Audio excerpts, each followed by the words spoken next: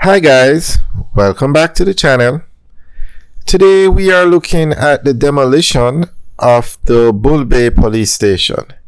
We are in Bull Bay, St. Andrew. Now this station is by the main road, but what's going on is the Southern Coastal Highway is being built from Harborview to Port Antonio.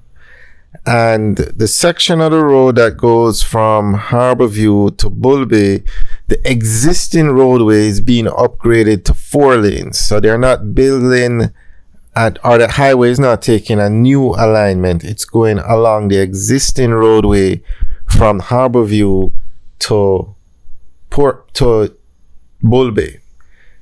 So what happened is that the existing road that's 2 lanes is going to be upgraded or expanded to 4 lanes and a dual carriageway put in the middle.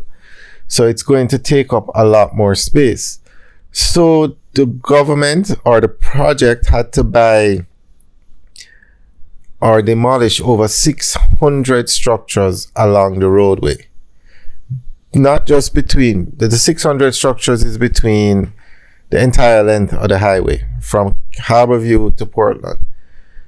So one of the structures is the police station. Now they left this one as one of the last structures to be removed because they were waiting to build a new station.